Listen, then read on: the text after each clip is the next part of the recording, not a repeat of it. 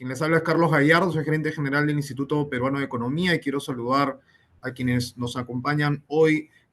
Jaime Roche de Moody's, a quien agradecemos que va a participar como panelista en esta sesión, y a Paola Villar, moderadora del comercio, que nos va a estar también apoyando en esta sesión, yo creo muy importante, para hablar de economía y de las perspectivas de crecimiento que tenemos para este 24 y 25, en un esfuerzo que hace el Instituto Peruano de Economía para llevar información objetiva, bastante numérica y con cálculos pues bastante confiables acerca de cómo vemos la economía, y para impulsar ese debate, pienso, entre los distintos actores sobre qué podemos hacer para recuperar niveles de crecimiento que nos permitan a todos alcanzar un mayor desarrollo, ¿no? A todo el país, a todos, y en beneficio de los ciudadanos. Así que, sin más, te doy el pase, Paola, para que moderes desde el inicio ya todo esto, y nuevamente muchas gracias a quienes nos acompañan.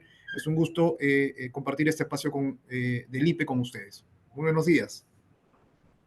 Gracias, Carlos, y buenos días con todos los que nos están viendo, desde donde estén conectados. Muchísimas gracias por estar aquí. Bueno, como comentaba Carlos, yo soy Paola Villar, soy periodista del diario El Comercio, y quisiera solo dejar algunos mensajes previos antes de que empiece la presentación. Recuerden que pueden dejar preguntas en los comentarios aquí en la transmisión que tenemos por Zoom. Pueden también estar al tanto de la presentación que ahora va a mostrarnos Teodoro Crisólogo, que va a estar subida en la web del IPE, y también les va a llegar una nota de prensa a quienes pues estén registrados también para esto. Y esta transmisión además queda grabada en YouTube y en Facebook de IPE, que es donde también estamos en vivo. Así que cualquier cosa pueden revisitar la información. Y bueno, sin más, no vamos a pasar esta presentación de Teodoro Crisólogo, a quien le doy el pase para que pueda mostrarnos las perspectivas de crecimiento del país para ese año y el próximo año, después de un 2023, Teodoro, que pues ha sido bastante complicado, ¿no? Vamos a empezar entonces con la presentación. Muchas gracias, Paola, por la introducción. Muchas gracias a todos los que se han conectado el día de hoy. El día de hoy hemos preparado una presentación que resume en cierta medida las proyecciones que tenemos desde el Instituto Peruano de Economía sobre el rumbo que tomaría este año y el próximo la economía peruana, y en el que también hacemos un breve balance de los principales riesgos que estamos percibiendo tanto en el corto como también el mediano plazo, sobre todo, digamos, para algunos factores que son bastante sensibles, aspectos clave como por ejemplo el tema de la incertidumbre, el tema también de los vientos externos y una serie de factores adicionales que vamos a poder revisar con mayor detalle en la presentación. Vamos a empezar, digamos, haciendo un breve, digamos, recopilación, una breve recapitulación de lo que ha pasado en el 23. Después vamos a entrar un poquito de qué es lo que está pasando en en el inicio del 24, las perspectivas, y después, posteriormente, ya los riesgos y algunos escenarios que podrían finalmente resultar a partir de finales del 2024 o inicio del 2025. Como sabrán, la economía peruana registró en el 2023 una de sus peores caídas de las últimas décadas, ¿no? Registró un retroceso de 0,6%. Y como pueden ver en el gráfico de la izquierda, buena parte de este retroceso estuvo concentrado en una caída del gasto privado, ¿no? Una caída que se explica principalmente por el hecho del retroceso de la inversión privada, un retroceso significativo en un medio, digamos, de uno de los entornos más retadores que ha tenido la inversión en los últimos años, ¿no? Un entorno de conflictividad social, un entorno de anomalías climáticas bastante adversas, que no solamente perjudicaron a la inversión, sino también provocaron, digamos, un fuerte estancamiento del consumo privado, ¿no? Un consumo privado que ha crecido apenas 0,1% en el 2023, una tasa, digamos, que no registrábamos hace bastante tiempo, ¿no? Sobre todo en una variable que mostraba recurrentemente bastante resiliencia en entornos, digamos, de recesión o en entornos de contracción de la actividad económica, ¿no?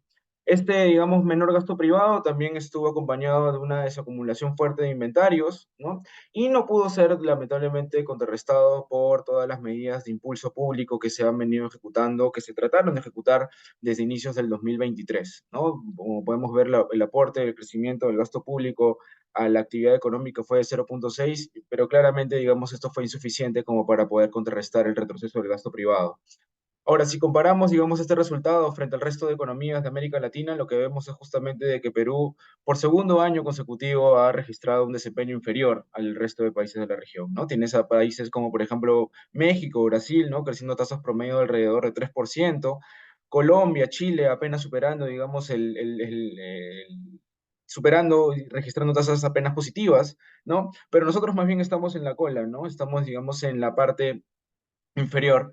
Y esto, digamos, es un escenario que en cierta medida responde a factores sumamente exógenos y a factores, digamos, súper imprevisibles que no están relacionados tanto a la política económica, pero que en cierta medida muestra la vulnerabilidad de nuestra situación económica y que también en cierta medida podría estar mostrando cierta incipiente debilidad de una de las principales fortalezas que ha tenido la economía peruana a lo largo de las últimas 2 décadas, que es básicamente siempre registrar mayores tasas de crecimiento que el promedio de la región o el promedio de mercados emergentes, ¿no?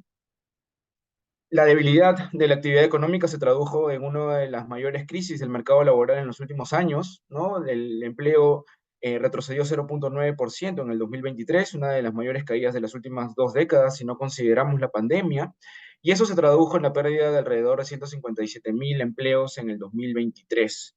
¿No? Estos empleos han estado principalmente concentrados en las zonas rurales, ¿no? Y cuando ya estamos viendo los resultados del último trimestre del 2023, vemos que ya estábamos también registrando caídas del empleo urbano, principalmente en las ciudades más grandes del sur del país, ¿no? Por ejemplo, en el caso de Puno, en el caso de Arequipa, en el caso también de Cusco, ¿no? Regiones que de alguna manera fueron severamente afectadas también a inicios del año pasado por este entorno, este clima de alta conflictividad social. Ahora ya cuando vemos más bien qué es lo que está pasando en el inicio del 2024, nos hemos dado, digamos, un poco la sorpresa, ¿no? Buena parte de los analistas ya más o menos estaba monitoreando esto, pero gran parte de esta sorpresa ha venido por el lado de la primera tasa positiva de crecimiento que ha tenido la actividad económica por encima más o menos del 1%, ¿no? En el inicio del 2024, ¿no? La economía registró un crecimiento anual de 1,4%, y lo que vemos en el gráfico de la izquierda es justamente cómo es que se está configurando una cierta rotación en los motores de crecimiento, ¿no? Mientras que buena parte del 2023 estuvo el crecimiento concentrado, el crecimiento de la actividad estuvo concentrado básicamente en el impulso minero y en el impulso de las actividades, de otras actividades primarias. Más bien en el inicio de este año y también desde finales del año pasado, ya hemos venido registrando, hemos venido observando cierta mayor contribución de los sectores que están más vinculados a la demanda interna, ¿no? Y el resultado de enero, digamos, no solamente captura un efecto base, ¿no? En el gráfico de la derecha podemos ver el crecimiento del PBI desestacionalizado, ¿no? Que no necesariamente compara frente al año previo, ¿no? Sino más bien te da la ventaja de poder comparar frente al trimestre previo inmediato, ¿no? O frente al periodo inmediatamente anterior, ¿no? Y aquí cuando calculamos esta variación trimestral anualizada, que es la que se utiliza en las principales economías avanzadas, ¿no? Vemos justamente que desde finales del año pasado, desde el último trimestre del 2023, ya la economía peruana estaba comenzando a registrar señales de aceleración, señales de mayor crecimiento y de un mayor dinamismo. Y de hecho, cuando en este cálculo hacemos la variación trimestral anualizada en los últimos 3 meses hasta enero del 2024, vemos que la economía peruana está creciendo a un ritmo de alrededor de 2%. Obviamente, digamos, un crecimiento todavía muy por debajo del potencial, pero que evidentemente muestra señales de un mayor dinamismo frente a lo que se había registrado en buena parte del 2023. Y esto es muy importante porque se mencionaba mucho el año pasado este tema de la recesión técnica, ¿no? Y básicamente, si es que vemos, digamos, nuevamente los datos, que son las cifras desestacionalizadas del INEI, vemos de que ya la economía peruana habría salido un poco de esa recesión técnica desde finales del 2024, desde finales del 2023, ¿no? Y que, digamos, esta aceleración se habría mantenido relativamente resiliente durante el inicio del 2024. Cuando vemos o cuando buscamos los factores detrás de esta aceleración, lo que encontramos es justamente de que buena parte del mayor dinamismo del gasto y de la demanda está concentrada en el gasto de inversión, ¿no? En el gasto vinculado a la inversión tanto privada como pública. En el gráfico de la izquierda lo que pueden ver es los principales indicadores de inversión privada en el inicio del 2024, ¿no? Vemos justamente cómo la importación de bienes de capital registra un crecimiento de doble dígito, y a la vez también el consumo de cemento ha revertido, evidentemente con un efecto base favorable, ¿no? El bajo dinamismo, la caída, la continua caída que había registrado a lo largo del 2023 en estos dos primeros meses del año, ¿no? Nuestros estimados, nuestro indicador, tenemos una proxy mensual de inversión privada que nos está anticipando que la inversión privada, que el gasto de inversión del sector privado habría registrado un crecimiento de alrededor de 5% en los dos primeros meses del 2024 en promedio, ¿no? Esto en cierta medida refleja el efecto, digamos, base favorable del hecho de no tener conflictividad social como la tuvimos a inicio del 2023, pero también, digamos, las cifras desestacionalizadas muestran cierta aceleración secuencial de este gasto de inversión. Ahora, este mayor gasto de inversión del sector privado, sobre todo del ámbito no residencial, no minero, está siendo acompañado de también un fuerte rebote del gasto público.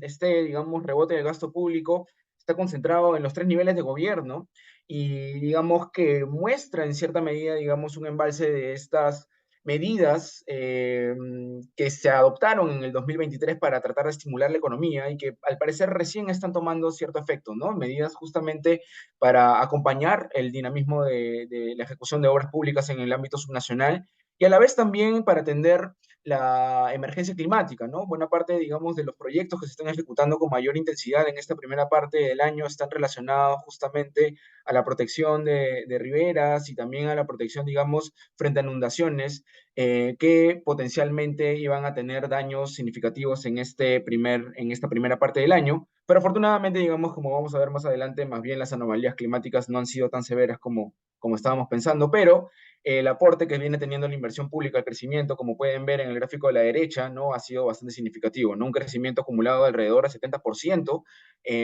viene, digamos, explicando buena parte de la aceleración de la demanda. Y como les comentaba, ¿no? En el inicio del 2024 un factor muy, pero muy relevante ha sido el hecho de que no hemos tenido unas disrupciones climáticas tan severas como se estaba previendo, ¿no? Como pueden ver en el gráfico de la izquierda, las anomalías de la temperatura superficial del mar se moderaron significativamente en el inicio del año y se han seguido moderando en estas últimas semanas, ya casi finalizando el primer trimestre, y esto ha sido acompañado por lo que pueden ver en el gráfico de la derecha, que ha sido, digamos, una mejora significativa de la confianza y de las expectativas de tanto de las empresas como de los hogares, ¿no? Los índices de expectativas sobre la situación familiar a 12 meses de los consumidores viene registrando, digamos, niveles que no se observaban desde, digamos, casi finales y casi inicios del 2021, ¿no? Lo mismo en el caso de las expectativas empresariales sobre la economía a 12 meses. Y eso coloca a la economía peruana en una mejor posición para poder afrontar el resto del 2024, como podamos ver más adelante. Y en este contexto, ¿no? De mejores resultados económicos, mejores, digamos, también expectativas, es que el IPE ha visto conveniente calibrar nuevamente sus proyecciones y actualizarlas y revisar al alza su pronóstico de crecimiento para el 2024.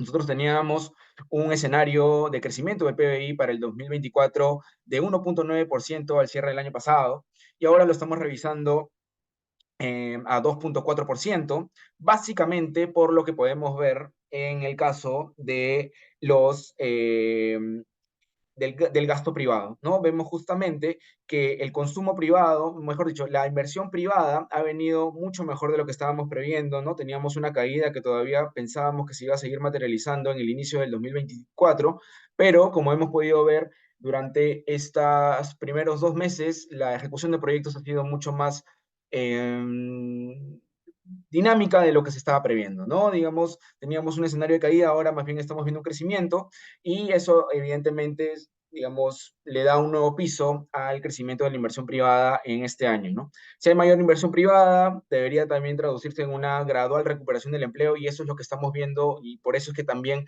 hemos revisado al alza el crecimiento estimado del consumo privado, ¿no? Y eso evidentemente también te va a favorecer a la demanda interna, ¿no? Que es básicamente lo que también estamos revisando al alza, ¿no? Si lo vemos, digamos, si los componemos tanto en gasto privado como en gasto público, también buena parte de la revisión obedece justamente a un dinamismo mayor al esperado en el gasto privado. Y que ha sido complementado también por un dinamismo bastante fuerte del gasto público, ¿no? Entonces, en esa medida, digamos, es que estamos revisando al alza nuestras proyecciones para el 2024 respecto a lo que teníamos a finales del 2023. Y para el 2025 todavía estamos asumiendo de que la economía, en ausencia de choques climáticos y también ya en un contexto en el que las expectativas han consolidado esa recuperación, deberíamos ver, digamos, justamente un crecimiento de la inversión, un crecimiento de la economía peruana en el 2025 muy cercano a su potencial, ¿no? Un crecimiento principalmente de alrededor de 2,8%, ¿no? Y explicado en buena parte por esta recuperación del gasto privado en un entorno de menores presiones inflacionarias, reducciones y menores costos de financiamiento, ¿no? Y también de mayor confianza, que esto debería de alguna manera liderar un poco la consolidación de la reactivación económica ya de cara al 2025. En lo que resta del 2024, nosotros hemos sido mucho más positivos en cuanto a lo que estamos previendo por el lado externo, por el lado internacional, ¿no? En estos últimos días, el cobre acaba de superar nuevamente la barrera de $4 de la libra, ¿no?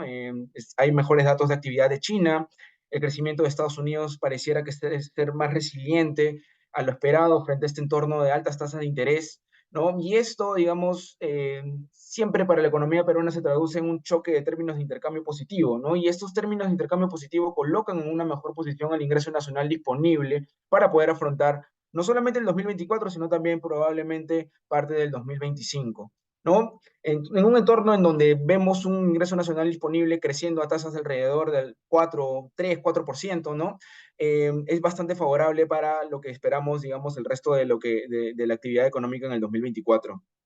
Y evidentemente también lo que estamos viendo es que gradualmente las menores presiones inflacionarias se están traduciendo en un mayor dinamismo de la masa salarial formal en términos reales, ¿no? Digamos, esta menor inflación recupera o le da cierto respiro a la capacidad adquisitiva de los hogares en un entorno en el que, digamos, han sido continuamente afectados por bastantes choques adversos en los últimos años, ¿no? Altas tasas de inflación, sobre todo en la primera parte del 2023, y un entorno, digamos, también de bastante precariedad en el mercado laboral, ¿no? Entonces, gradualmente estamos viendo cómo es que estas menores presiones inflacionarias deberían traducirse en una mejora del PBI de los sectores vinculados al consumo, ¿no? Y tal como ha documentado el Banco Central en un reporte, en un recuadro del reporte de inflación, si no me equivoco, de diciembre, muchas veces la salida de la recesión ha estado liderada justamente por esta resiliencia o por esta recuperación del consumo privado, ¿no? De los sectores más vinculados al consumo.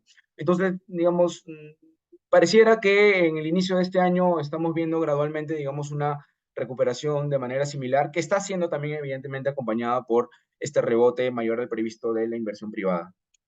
Ahora, esto no significa, digamos, de que la economía no esté exenta a riesgos, ¿no? Para nosotros uno de los mayores riesgos que puede tener la actividad económica en el corto plazo está vinculado al hecho de que buena parte del mayor dinamismo de la demanda interna desde finales del 2023 ha estado concentrado en una recuperación bastante significativa del gasto público, ¿no? Entonces, en un contexto en el cual se tiene que consolidar las finanzas públicas, porque el déficit está en 3% del PBI y la meta es de 2%, en algún momento este gasto público va a dejar de tener ese dinamismo y por lo tanto, mientras no se registre un mayor avance del gasto privado o una tasa, digamos, mucho más fuerte de la que estamos observando, es bastante probable, digamos, de que la disipación o la reversión del choque o del impulso fiscal pueda sentirse en la demanda interna y eso de alguna manera afectar al tema de la recuperación, ¿no? Sobre todo considerando de que el reto, digamos, de la recaudación, como pueden ver en el gráfico de la derecha, va a ser bastante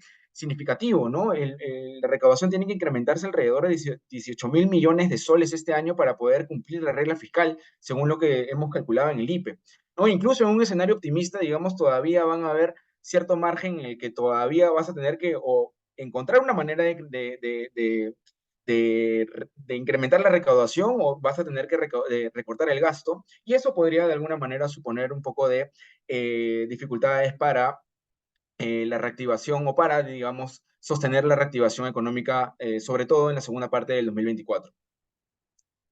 Ahora, ya pasando un poco al tema del 2025, cuando hemos estado haciendo un poco los escenarios de riesgo, probablemente uno de los, digamos, de los factores que más podría poner en riesgo la recuperación de cara al 2025 tiene que ver con el hecho de que vamos a estar previos a un año electoral, ¿no? Y siempre, digamos, previos a un año electoral vivimos un entorno en el que no se sabe muy bien cuáles van a ser los resultados de la política, los resultados primero de las elecciones y cuál va a ser la política económica que va a adoptar esos, digamos, las propuestas que vayan a ganar, digamos, estas contiendas electorales, ¿no? En general, digamos, vemos justamente de que siempre en los periodos previos a las elecciones se registra un deterioro de la confianza empresarial, que en este caso lo hemos aproximado a través del índice sobre la expectativa de la economía a 3 meses, ¿no? En el caso de las elecciones del 2006 ocurrieron, en el caso de las elecciones del 2011 también. Lo del 2016 fue un caso relativamente atípico por las propuestas que pasaron a la segunda vuelta, pero ya ni qué hablar de lo que ocurrió en el 2021, ¿no? Entonces, eso de alguna manera podría poner en riesgo, podría limitar un poco la recuperación del gasto privado que estamos previendo para el 2025, ¿no? Recordemos justamente que buena parte de esta recuperación debería estar concentrada en este componente del gasto y un entorno de alta incertidumbre podría de alguna forma afectar negativamente a este dinamismo que estamos previendo en nuestro escenario base. Y no quería, digamos, terminar la presentación sin antes mostrarles este gráfico.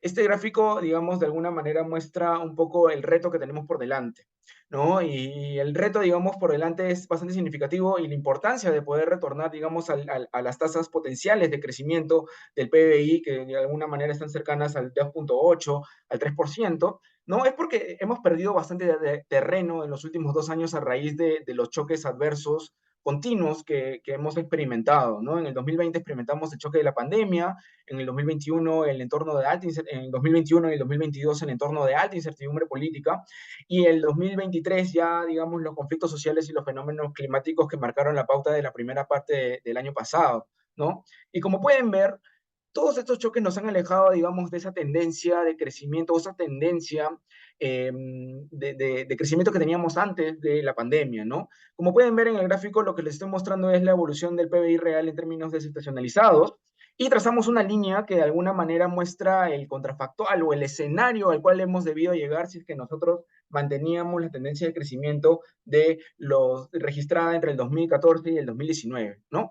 Según lo que tenemos calculado en el IPE, al cierre del 2023, nosotros nos hemos encontrado en niveles observados casi 8%, 7.6% por debajo de lo que hemos debido estar si es que manteníamos esta tendencia de crecimiento registrada entre el 2014 y 2019, que ya de por sí era una tendencia menor a la que habíamos registrado en las décadas previas, pero que aún así nos ponía, digamos, en una posición relativamente mejor que la del resto de América Latina, ¿no? Pero lo que estamos viendo justamente es que hay bastante terreno perdido. Y cuando, digamos, tratamos de traducir esto en términos ya más vinculados al bienestar, justamente la pérdida de producción, el hecho de no alcanzar esos niveles potenciales de crecimiento, se traducen justamente en menores oportunidades laborales, menores oportunidades de inversión y a la vez también, digamos, un deterioro o una limitada recuperación de las condiciones de vida a lo que teníamos antes de la pandemia, ¿no?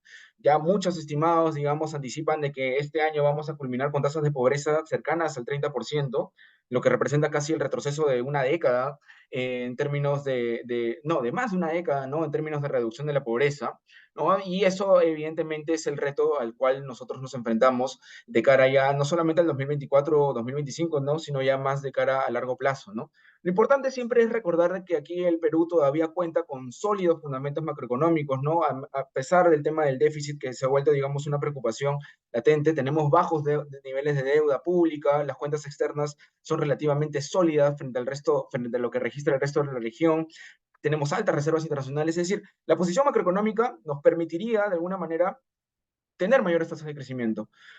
y a la vez también el Perú cuenta con un potencial productivo bastante, digamos, significativo en el ámbito minero, en el ámbito de agroexportación, en el ámbito turístico, ¿no? Que le permitiría tranquilamente poder recuperar esas tasas cercanas al 3% que registrábamos antes de todos estos choques adversos que hemos registrado en los últimos años, ¿no? Entonces, quería cerrar solamente con esto, como una reflexión final, digamos, sobre los retos que tenemos ya de cara más bien no solamente el 2024-2025, sino ya más de largo plazo, y que de alguna manera deberían marcar un poco la prioridad de las autoridades, la prioridad de política de las autoridades en estos años, ¿no? Y aquí cierro la presentación para darle el pase a Paola y a Jaime para los comentarios. Muchas gracias. Muchas gracias, Teo, por la presentación. Ha estado súper interesante. Yo he tomado nota de algunas cosas antes de que demos además pase a Jaime con este tema. Ahí tú me corregirás si es que me equivoco en algo, pero he ido tomando nota de lo que nos has ido mencionando, ¿no? Sobre todo el tema de que Perú salió efectivamente pues, de esta recesión técnica no hacia fines del 2023, ¿no? Pero a nivel del PBI es desestacionalizado. La revisión de proyección que ustedes nos comentan desde IPE, ¿no? A un 2,4%, que todavía está distante del 3% del BCR, pero que igual se ha visto revisado por la mejora en el gasto privado, ¿no? Y también el alza en el pronóstico de consumo privado, la proyección 2025 que se mantiene en 2,8%.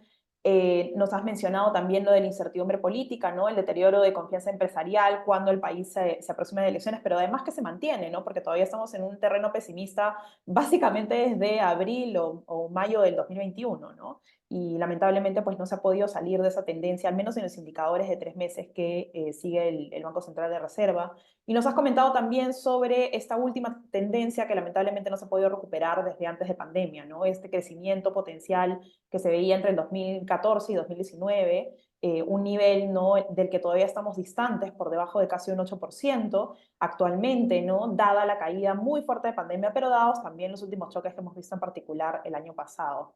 Les recuerdo a quienes nos están viendo en este momento, no se olviden de mandarnos sus preguntas en los comentarios. También pueden revisar la presentación de Teodoro después, la van a encontrar en la página del IPE. Y también recordarles que esto está quedando grabado en YouTube y en Facebook, lo pueden ver en cualquier momento. Muchas gracias, Teodoro. Ahora me gustaría darle el pase a Jaime Roche de Moody's. ¿Cómo estás, Jaime? Mucho gusto tenerte aquí y bueno, un poco para también comentar lo que nos ha presentado ahora Teodoro, ¿no? Y las perspectivas que ustedes también puedan tener. Creo que la presentación nos ha mostrado un poco qué es lo que se viene y el panorama.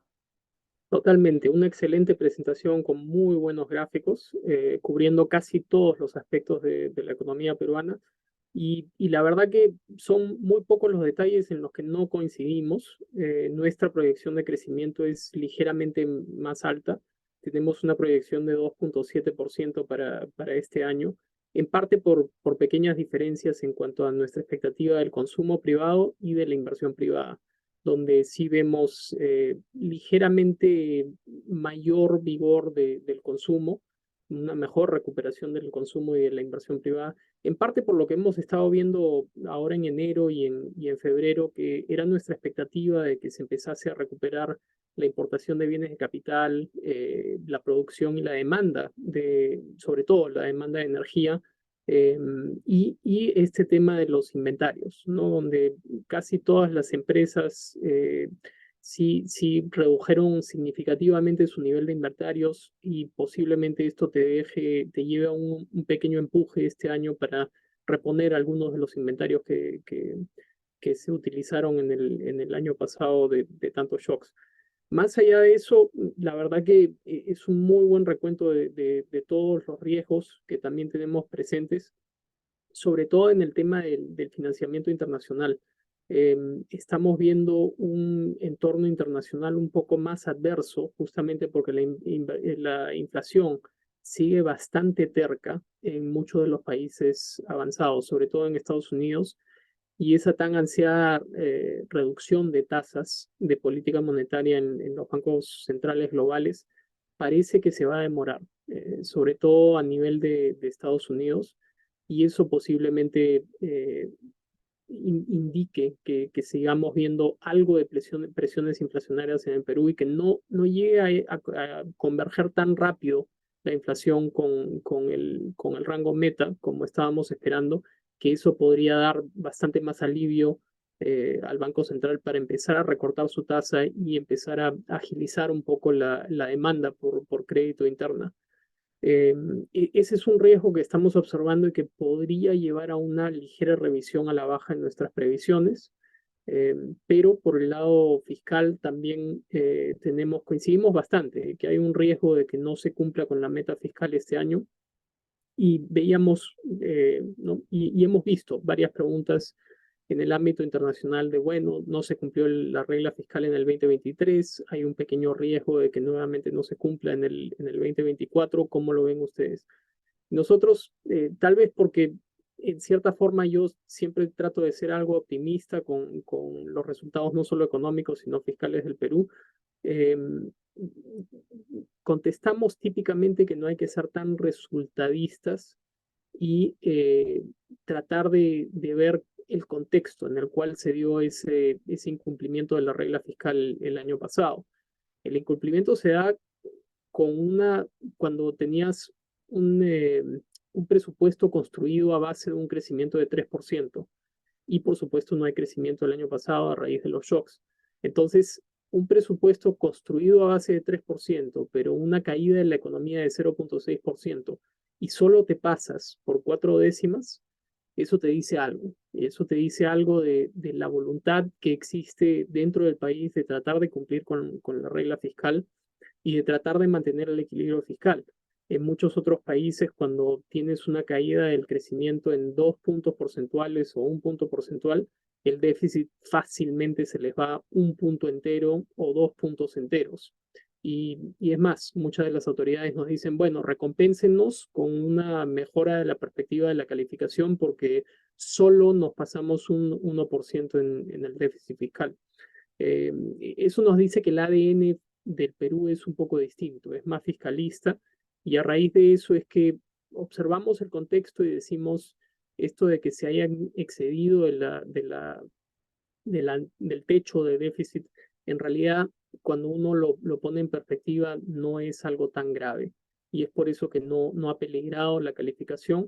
Más que nada, la perspectiva negativa que tenemos responde a todos los shocks políticos que hemos visto que son en realidad los culpables de este crecimiento y esta brecha del producto que tenemos en el Perú. Es puramente un tema de riesgo político que ha contaminado las expectativas del sector privado, que no le ha dejado ejercer su actividad, y a raíz de eso es que tenemos este desempeño económico, no solo en el 2023, sino ya desde del 2018, este desempeño económico mucho más tenue de lo que te sugerirían los fundamentos y el potencial. Muchas gracias, Jaime, por el detalle, por la explicación.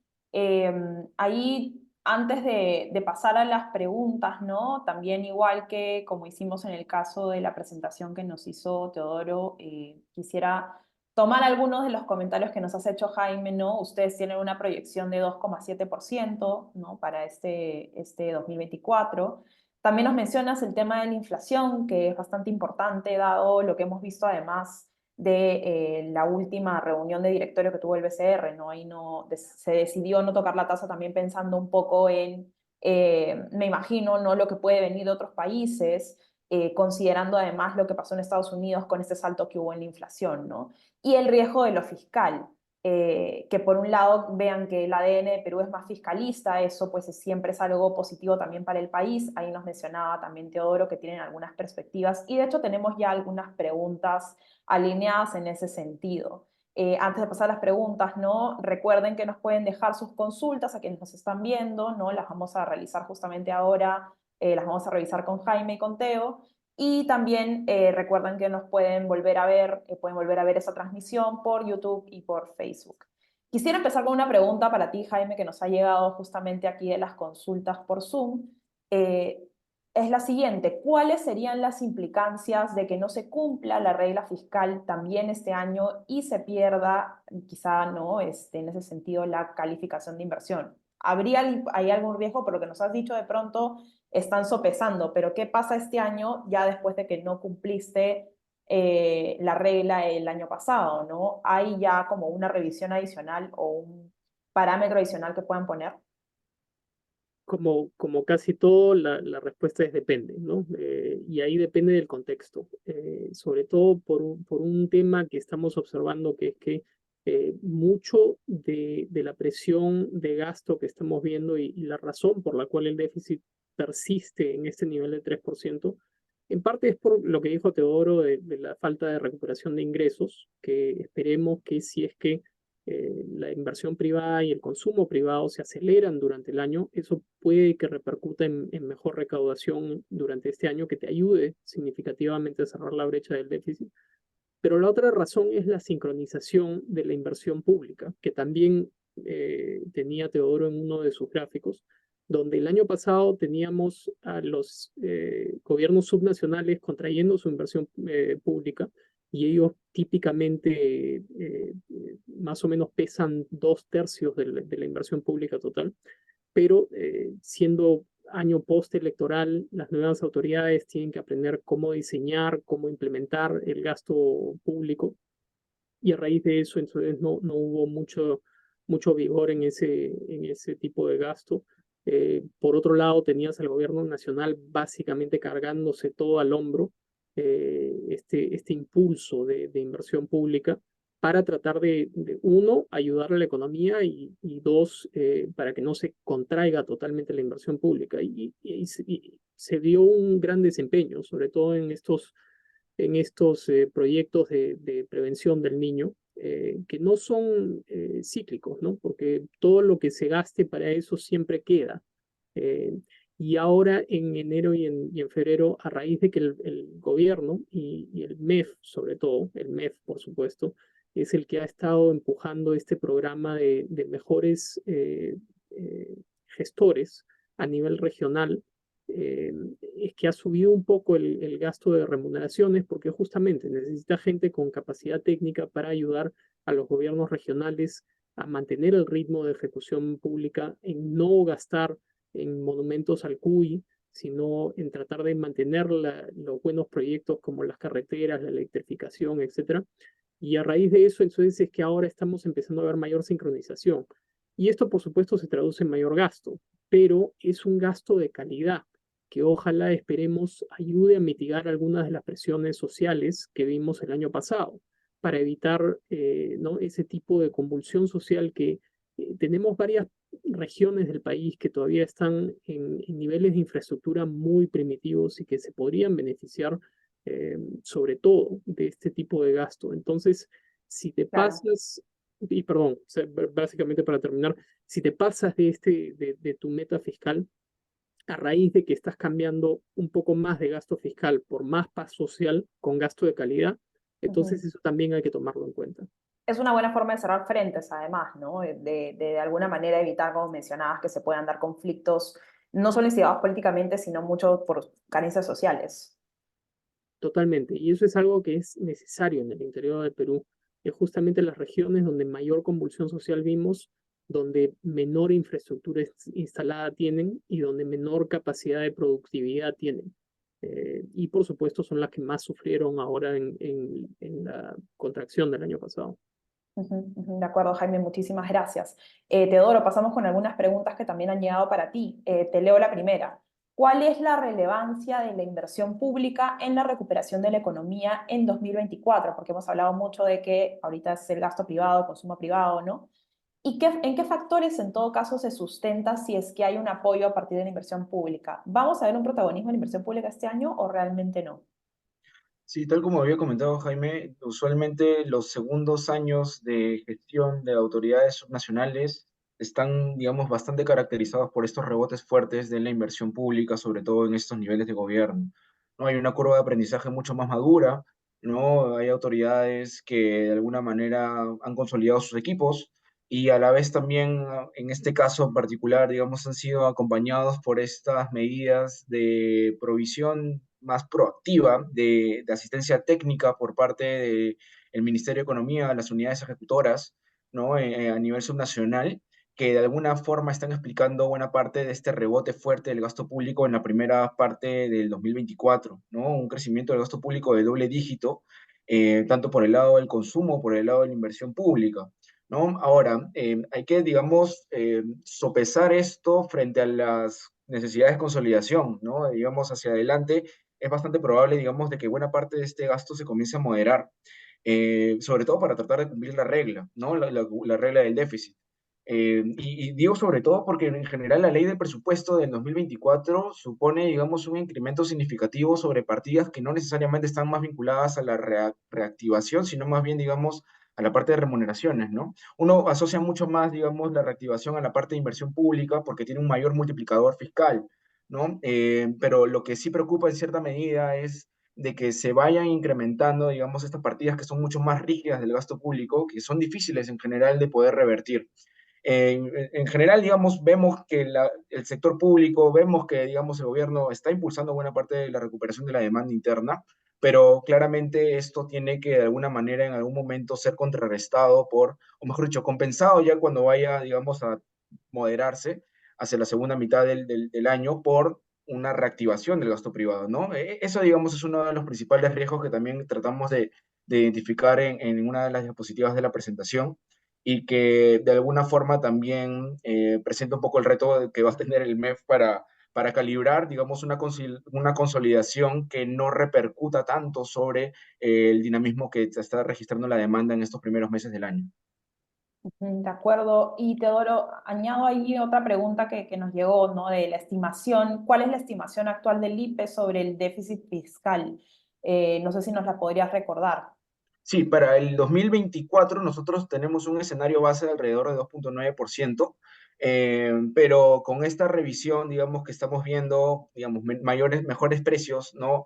De los minerales y, digamos, probablemente un mayor dinamismo de la economía. Es decir, tenemos dos escenarios. Uno, nuestro escenario base es el 2,9% del PBI, pero digamos, si se materializa un escenario en el que tenemos un crecimiento mayor al esperado, ¿no? Un crecimiento, digamos, de 3%, y se mantienen, ¿no? Los precios del cobre y los precios del oro, digamos, en los niveles que se encuentran ahorita, probablemente, digamos, tengamos un déficit mucho más cercano al 2,3% del PBI para el 2024, ¿no? Y eso evidentemente también repercutiría un poco y facilitaría un poco más la convergencia de la meta fiscal del 2025, ¿no? Que si no me equivoco está en alrededor de 1,8, 1,6.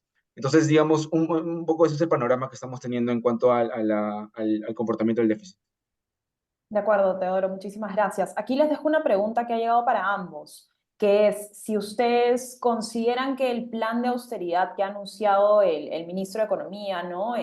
José Arista, va a ser suficiente para reducir el gasto fiscal, ¿no? Hacia esta meta del 2%, que entiendo que no la ven tan posible para este año, de repente para el siguiente, pero ¿consideran que ese plan de austeridad podría de pronto aportar a reducir, digamos, el déficit fiscal vigente, o es necesario que haya un incremento, digamos, en el recaudo tributario?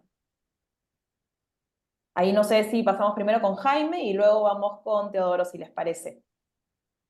Yo creo que ayuda, pero no sería la bala de plata. Pero sí hay gestiones y cosas que pueden optimizar, sobre todo en el gasto. Nos contaba bueno, ciertos meses el exministro Alex Contreras que solo en optimización del gasto, por ejemplo, en compra de bolígrafos para el sector público, podrían ahorrarse 300 millones de soles. Solo si es que se compran a mejor escala, con mayor sincronización y con mejor optimización. Eso para darles una idea de que el gasto en bienes y servicios, sobre todo, es uno que sí debería de ajustarse. Las compras públicas son siempre un reto enorme, un tema, porque hay mucha ineficiencia en ese tipo de gasto. Pero por supuesto eso no es lo que te va a derivar en llegar a la regla fiscal solo porque haces algunas gestiones en un año. Ayuda, pero es insuficiente. De acuerdo, Jaime Teodoro, ¿cuál sería tu Sí, respuesta? completamente, ahí coincido con buena parte de lo que ha mencionado Jaime. De hecho, digamos, más del 70% de las ineficiencias del gasto público se concentran justamente en los procesos de compras públicas, ¿no? Y hay algunas estimaciones que dicen de que hay alrededor de 10.000 millones de soles que tranquilamente se podrían generar en términos de eficiencias.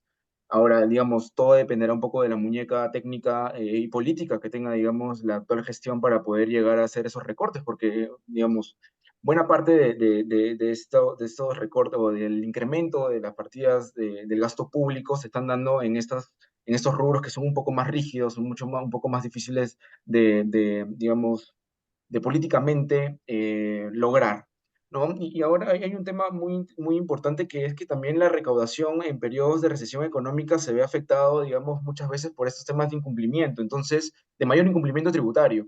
Entonces, también buena parte de un poco de la consolidación o el logro de las metas fiscales va a venir por el lado del manejo que pueda llegar a tenerse desde la SUNAT para poder identificar esos puntos en los que, digamos, ha habido este incremento de evasión o ha podido registrarse, digamos, estos incrementos de mayores tasas de incumplimiento. Ujú, de acuerdo. Pasamos con una pregunta para Jaime. Esta también nos llega desde Zoom. Por el lado de recaudación, ¿qué medidas crees, Jaime, que son más factibles para mejorar la formalización de las empresas? Y creo que ese punto es importante porque hasta ahora no hay unas políticas tan fuertes de formalización. Realmente hace tiempo no vemos como una política no de Estado fuerte para buscar la formalización. ¿Hay medidas que ustedes desde Moody's sugieran para fomentarla, en particular quizá en empresas que todavía no son tan competitivas? Bueno, en cuanto a políticas públicas, lamentablemente no podemos sugerir ningún tipo de medida por temas regulatorios. No podemos hacer recomendaciones, sino nuestro rol es básicamente analizar. Pero sí, o sea, es un gran tema que ha sido, bueno, es estructural en el Perú. Si se acuerdan, en la gestión del expresidente Kuczynski se trató de tomar medidas para tratar de formalizar a más empresas, pero a final de cuentas lo que hicieron fue que llevaron a un a un cierto nivel de enanismo de muchas de las empresas que trataron de aprovecharse de ciertas tasas preferenciales de pago de impuestos, pero en realidad es un esfuerzo que tiene que venir desde la parte más alta de la clase política, que tiene que acompañar a todos los esfuerzos que se han hecho en la SUNAT, seguir manteniendo equipos técnicos en la SUNAT, trabajar mucho con el MEF. El MEF siempre tiene una muy buena estimación de cuánto es la evasión en cuanto al impuesto de la renta y en cuanto al IGB. En el IGB se estima que la evasión puede llegar aproximadamente al 36%, mientras que el impuesto a la renta puede llegar aproximadamente al 54%. Mm, Entonces, ahí claramente hay bastante campo por hacer, pero claro, y no hay hay mucha potencial, ¿no? sin lugar a dudas, y no hay mucha voluntad política. Y sobre todo, mucho de esto tiene que ver con el costo de recaudar esto que a unos le está faltando, esta evasión, cómo transmitirla, cómo luchar contra ella. Eso genera costos, sobre todo de cumplimiento, de auditorías.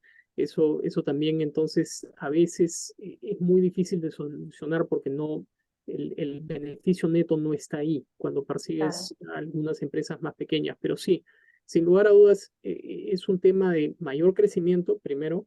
Segundo, mayor gestión de fiscalización. Y tercero, generar incentivos, ¿no? De buena gobernanza para que las empresas se puedan formalizar, como estos programas del acceso a crédito preferencial o crédito garantizado, que se dieron bajo Compuche Perú y después que también se dieron con Reactiva durante la pandemia. Esos son herramientas que se pueden utilizar para tratar de ayudar en este proceso de formalización. Ujú. Sí, lo que mencionas también del músculo que haya para hacerlo es importante, ¿no? Quisiera ahí extenderle esta pregunta a Teodoro, ¿no? Más que nada por la parte de Teodoro, si nos puedes comentar sobre qué medidas ven ustedes de IPE para aumentar la formalización, que quizás hasta ahorita un poco que se han dejado de lado. ¿Qué consideran ahí que debería ser prioritario? Sí, en general, primero contener cualquier iniciativa que favorezca a la mayor proliferación de las economías informales o ilegales, ¿no? O sea, digamos, primero contener ese tipo de medidas en el corto plazo. Y después ya pensar en una estrategia mucho más estructural, ¿no? Que trate de abordar, digamos, los aspectos más vinculados a la gobernanza, ¿no? Que tienen que ver, por ejemplo, con el tema ya de trabas burocráticas, ¿no? Con el tema de capacidades, servicios de desarrollo empresarial que puedan brindar algunas entidades públicas, ¿no?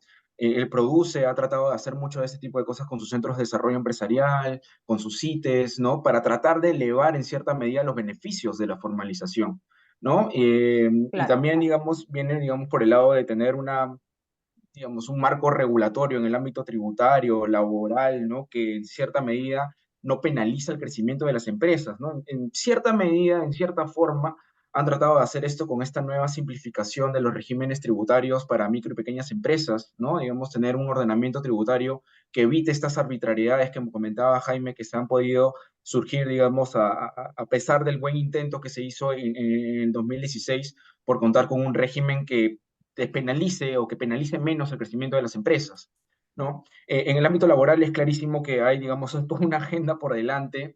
Lo primero es revertir buena parte de las medidas que volvieron un poco más rígido el mercado laboral en la gestión anterior, ¿no? Con esta denominada Agenda 19, ¿no? Y ya después pensar un poco más en medidas que pueden ser un poco más complicadas de implementar porque son de largo aliento, pero que tratan en general de poder darle mayores capacidades a tanto trabajadores y empresas para que puedan ser más productivos, porque finalmente la única manera que pueden llegar a ser una empresa formal es que si es que realmente tiene mayores niveles de productividad, ¿no? Y aquí estoy hablando básicamente de medidas que usualmente se dejan de lado, ¿no? El tema, por ejemplo, de certificación de competencias, mejores servicios de empleo, ¿no? Para poder encontrar Ujú. esos servicios de empleabilidad mucho más acordes a las cosas que se necesitan en el mercado laboral, ¿no? Sobre todo Ese eso, ti- ¿no? La conexión que puede haber entre el Estado y el sector privado para efectivamente generar esas sinergias y no ofrecer en todo caso cosas que al final pues no se van a cumplir. Efectivamente, sí. Ujú. De acuerdo, Teo. Vuelvo contigo con una pregunta que nos llega también por aquí. ¿Qué impacto sobre la economía tiene la deuda de Petroperú por el proyecto de la modernización de refinería Talar? Hace tiempo no hablamos de ese tema, pero ¿hay un impacto que estemos viendo en este momento que hayamos visto, digamos, en los últimos años? A ver, impacto económico en el corto plazo, digamos, me parece que lo más concreto es el hecho de tener que asignar recursos hacia, digamos, pagar deudas de una empresa, del manejo tal vez un poco no tan eficiente de una empresa pública y que esos recursos, digamos, no se destinen para otras cosas que son muchísimo tal vez más relevantes, ¿no? El tema del cierre de brechas sociales en los lugares en donde ha habido mayores niveles de conflictividad, o donde se registran, digamos, mayores también niveles de pobreza respecto a lo que se registraba antes de la pandemia, ¿no? Pero de alguna manera, digamos, en el ámbito fiscal, al parecer, un poco eso es lo que puede llegar a tener mayores repercusiones, ¿no? Eh, Probablemente si es que tengamos que recurrentemente realizar salvatajes, ¿no? A una empresa pública, eso sí te afecta estructuralmente, digamos, un poco el panorama de las finanzas públicas. Y probablemente ahí Jaime tenga algún comentario un poco más, un poco más aterrizado a la situación más vinculada a la parte fiscal, ¿no? Y a la situación de las finanzas públicas, creo. Sí, no, ahí claramente la deuda de Petroperú ha sido siempre un dolor de cabeza para el Estado. Y el MEF ha tenido que usar todas sus herramientas para tratar de ayudarle a Petroperú a mantener un cierto nivel de liquidez. Justamente la crisis que tenemos en este momento en Petroperú es por la falta de liquidez a raíz de que tiene estas deudas por la construcción de la refinería. Ahora, desde un punto de vista eh, ¿no? Del soberano, en otras palabras, de la calificación del país, la deuda de Petroperú son 3 puntos del PBI. No es algo tan grande como hemos visto en otros países donde sí tienes petroleras o ¿no? Empresas extractivas del Estado que necesitan salvatajes mucho más importantes. En México, por ejemplo, Pemex requiere aproximadamente 1% del PBI de inyecciones todos los años por parte del fisco a raíz de que es una empresa deficitaria y que está quebrada. En el caso de Petroperú, sí, si el Estado decidiese agarrar esos 3 puntos del PBI y tomarlos como su propia deuda, no te afecta demasiado en la hoja de balance del gobierno. Y es por eso que no ha pesado tanto sobre la calificación, porque nuevamente el tamaño es relativamente limitado, a Dios gracias, pero sí es es un constante dolor de cabeza si es que estas inyecciones se vuelven recurrentes para el Estado, porque le quitan recursos al Claro. Estado para ¿no? Invertir, para ejercer un poco más o agilizar un poco más la inversión pública. Eh, es todo un tema, pero esperemos que en los próximos 2 años se empiece a resolver. Ahora con mejor gobernanza, con mayor control del MEF, sobre todo sobre el directorio y sobre los oficiales, debido a que mucho del deterioro se dio a raíz de nombramientos políticos en los últimos Ujú. 2 años, tres años en Petroperú. Sí, eso ha sido un cambio importante. Muchísimas gracias, Jaime. Voy a volver contigo con una pregunta. Ya nos quedan además unos 6 minutos. Nos han llegado bastantes consultas. Estamos tratando de hacer todas las que podemos. Muchas gracias a todos los que nos están viendo por aquí, más bien por todas sus preguntas. Jaime, nos preguntan por aquí si desde Moody's consideran, ¿no?, sobre este tema del MEF y del Consejo Fiscal que alertaron en un sobreendeudamiento de la Municipalidad de Lima. No estoy segura si Moody's también sigue los indicadores de la Municipalidad de Lima, pero me imagino que los pueden tener un poco ahí. ¿Consideran que puede haber un impacto, digamos, a nivel del soberano de Perú de que haya un sobreendeudamiento en la comuna de la capital? ¿Qué opinión de pronto tienen por ese lado? Sí, en efecto, nuevamente ahí sí es un tema que estamos tratando de monitorear para entender cuál es el efecto fiscal, pero ahí nuevamente es un pasivo contingente para el Estado que es relativamente pequeño, pero sí vemos que en efecto eh, hay un riesgo de sobreendeudamiento, sobre todo si es que se siguen dando estas disputas legales, ¿no?, contra la Municipalidad de Lima. Ahí claramente han habido fallas en muchos de los contratos de concesión, han sido mal diseñados o puede que hayan perjudicado ¿no?, a la municipalidad, pero ahí en realidad el costo de esos malos diseños los tiene que absorber la municipalidad a raíz de que no hubieron los controles correctos o adecuados para prevenir estos contratos que no benefician a la municipalidad. Y el respeto a los contratos es indispensable. Es por eso que este tema ha generado mucho interés a nivel de Claro. inversionistas internacionales, porque si bien puede que haya sido un contrato nefasto, pero se aprobó, se firmó y la municipalidad se comprometió a mantenerlo. Ahí la falla es, sin lugar a dudas, de la Contraloría, de las autoridades y del resto del Estado que no previno que eso se diese.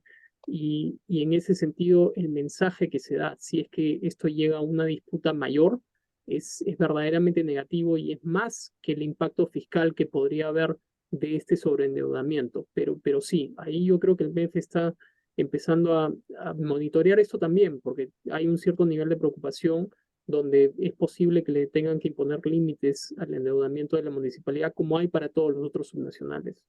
Claro que también podría ser necesario por ese lado.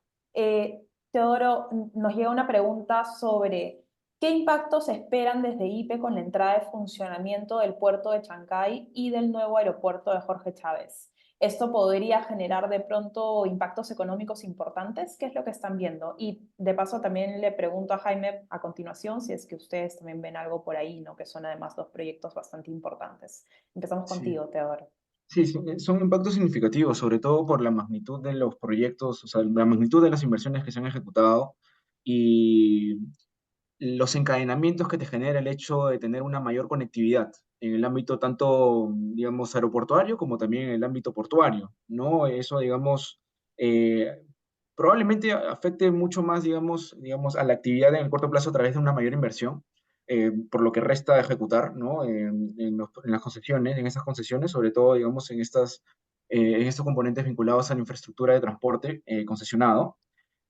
Pero, digamos, ya pensando un poco más en largo plazo, lo vemos desde esa óptica que recurrentemente, digamos, el MEF ha tratado digamos, proyectar, ¿no? Esta Ujú. capacidad de poder volverse un hub portuario de América Latina, el hecho, digamos, de generar mucho más flujo comercial, ¿no? Eso eleva la capacidad de crecimiento del país, probablemente, digamos, en el corto plazo y también con algunos efectos que podrían ramificarse o propagarse también hacia un mayor crecimiento potencial hacia mediano y largo plazo. Ujú. De acuerdo, Jaime, no sé si tú tienes ahí algún comentario. Ahí la verdad que lo vemos como algo positivo, donde puedes tener cierto nivel de encadenamiento, como bien dijo Teodoro, en cuanto a hub logístico, pero nos falta infraestructura. O sea, podríamos aprovechar más el puerto si es que tuviésemos mejores conexiones de riel y de carretera, no solo dentro del país, sino también hacia las fronteras con Ecuador y con Chile, que son países que también se pueden beneficiar ¿no? del hub portuario. Pero sí, sin lugar a dudas, en el corto plazo sí vemos que añada un cierto impulso, ¿no? al crecimiento, por lo menos de 0,2 puntos porcentuales. No hemos hecho números muy finos, ese es nuestro estimado muy a grosso modo, Ujú, una vez que entre en operaciones. ujú, perfecto. Vamos con las tres últimas preguntas. Jaime, esta es muy corta y además es siguiendo algo que mencionó Teodoro en su presentación. ¿Concuerdan desde Moody's que ya salimos de de esta recesión técnica?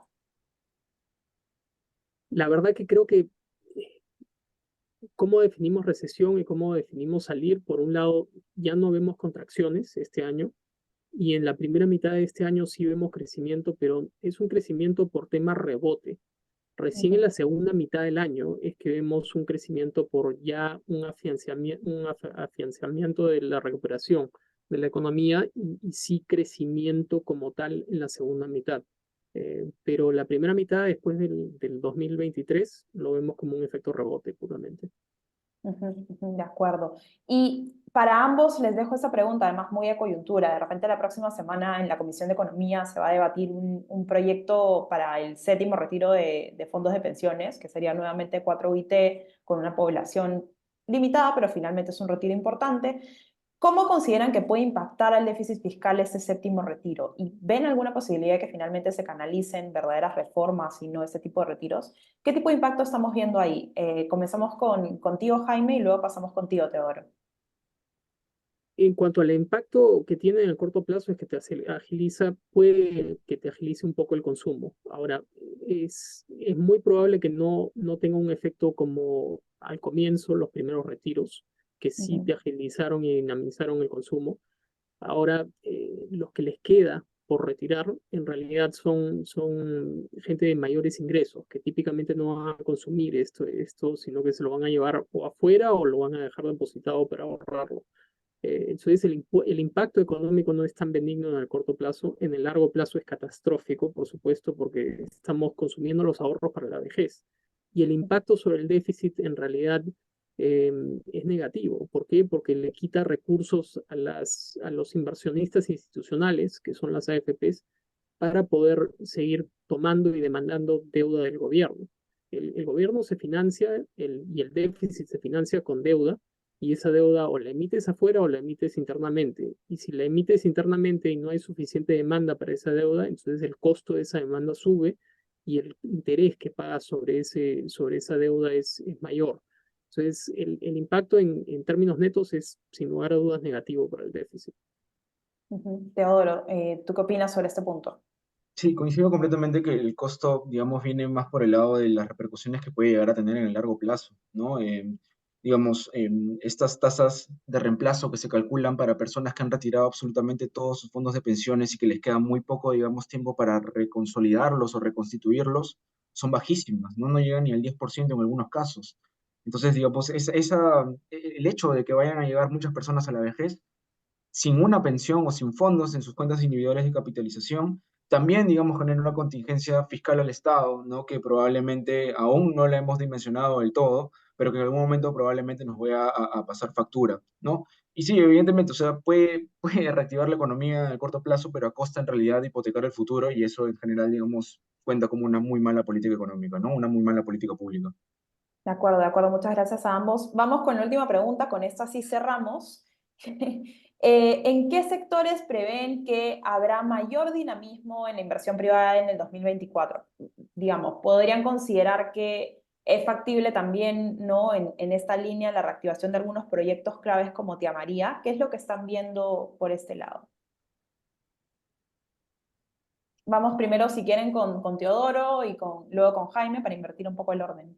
Sí, un poco lo que hemos visto también en el último reporte del Banco Central es que buena parte del rebote de la inversión privada, al parecer, vendría por el lado minero, o sea, por la parte no residencial minera y no minera, por así decirlo. No hay, digamos, un entorno en el que, digamos, muchos proyectos se paralizaron el año pasado, ¿no? Por todo este entorno de alta incertidumbre, ¿no? Y ahora más bien todos esos factores se están revirtiendo y deberían motivar un poquito más, digamos, a ese tipo de inversiones, ¿no? Ujú.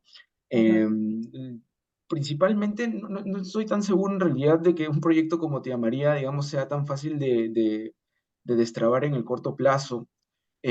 Obviamente siempre me parece que va a haber la voluntad de realizarlo, pero hay muchos aspectos que todavía se tienen que materializar para que este proyecto de alguna manera pueda ejecutarse, digamos, no sé, en el 2024, 2025, ¿no? Creo que ningún analista tiene, digamos, en sus proyectos o en el escenario base de la inversión minera este año, que nosotros sí la tenemos creciendo en alrededor de 3,5 4%, pero no incluimos dentro de esa A Tía María, proyección a Tía claro. María, ¿no? O sea, más bien estamos viendo el tema de reposición antamina, el tema también probablemente hacia finales del año de algunas cosas en Zafranal, ¿no?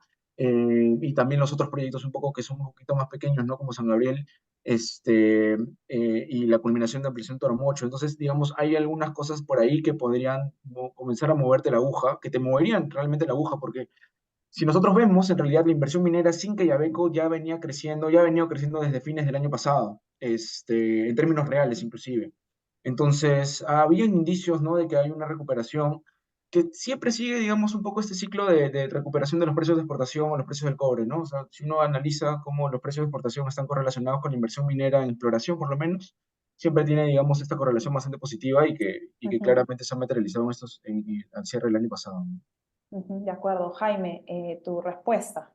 Se van a aburrir con mi respuesta, pero coincido totalmente con Teodoro. En efecto, sí, pero la importancia de Tía María en realidad no es tanto por cuánto pueda contribuir el proyecto en sí con la economía, sino más que nada el mensaje político que te da, de que un proyecto que ha estado trabado, que era relativamente grande, ahora ya no tanto, es un proyecto de tamaño modesto, que se pueda reactivar y que te demuestre que hay voluntad política para sacar adelante estos proyectos mineros, en cierta manera te podría generar un mayor impacto sobre las expectativas empresariales y con eso reactivar más de la inversión privada, incluso no minera. Ujú. Entonces, es por eso que proyectos como ese son importantes, los proyectos de riego también son importantes a despecho de los múltiples problemas que han tenido, pero sí, es un tema de voluntad política que podría generar bastante actividad a futuro. De acuerdo, de acuerdo. Muchísimas gracias, Jaime y Teodoro, por el tiempo, por las explicaciones y el detalle además en la información. Ya para despedirnos, les comento a quienes nos están viendo, no se olviden que van a poder ver esto en cualquier momento desde YouTube y Facebook y que además van a encontrar la presentación de Teodoro Crisólogo en la web del IPE. Van a poder ahí también revisarla, así como la nota de prensa que les va a estar llegando después de esta presentación. Muchísimas gracias, gracias Jaime por tu tiempo, gracias Teodoro también y ojalá nos encontremos en otra oportunidad para seguir hablando sobre estas perspectivas de la economía que pues por lo visto al menos pintan más optimistas. Gracias, Pablo. Hasta Gracias, pronto. Muchas hasta gracias. luego. Gracias a todos por vernos. Hasta luego.